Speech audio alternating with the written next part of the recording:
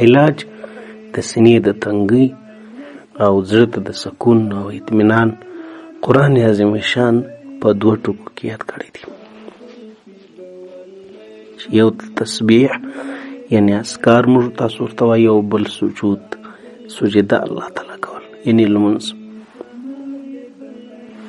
په قرآن عظیم شان کې الله پاک فرمایي ولقد نعلم انك يضيق صدرك بما يقولون فسبح بحمد ربك وكن من الساجدين.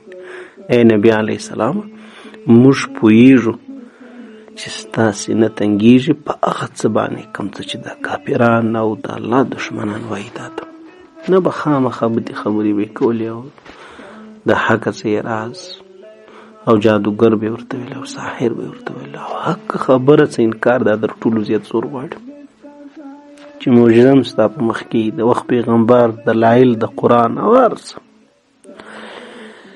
نو الله پاک ورته فرمایي فسبح بحمد ربک. نو یو د الله تسبیح او پاکي بیانوه، سبحان الله سبحان الله سبحان الله سبحان الله. په دې کې د زړه اطمینان او زړه ته سکون او د سینې خلاصېدل، د سینې پراخې، د سینې څخه تنګي ایستل، دا قرآن یو په دې ټکي کې بیان کړی دی. تسبیح چې موږ تاسو ته وایي وکن من الساجدین، او څه ای نبي علیه السلام د سجده کوونکو څخه، یعنې سجده کوه، لمونځ کوه. د انبیاء علیه السلام پر زندګۍ باندې ته یې خالي غور وکړي.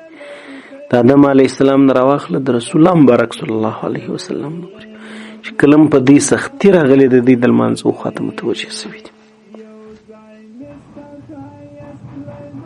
په بل آیات شریف کې الله پاک فرمایي واستعین بالصبر والصلاة ان الله مع الصابرین.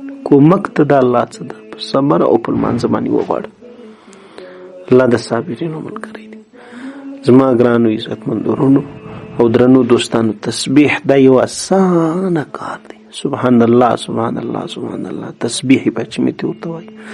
سبحان الله درود دې شوار، الحمدلله درود دې شوار، الله اکبر څلور دې شوار. هیڅ زور نه غواړي، دې کې یو قدرتي سکون او خوشحالي پرته ده، د زړه اطمینان پروت دی. الله بذکر الله تطمئن القلوب. زړه د بل هیڅ نه اطمینان حاصلوي نو په بل شي ډکېږي. د دنیا خزانې ستاسې پریشانی به نور ورسره زیاتېږي، لیکن په دا باندې بیا زړه ته اطمینان حاصلېږي کله چې انسان د الله ذکر وکړي، کله چې رب یاد کړي، کله چې لمونځ وکړي، تلاوت د قرآن وکړي. سکون په دې کې یې ښیي الله.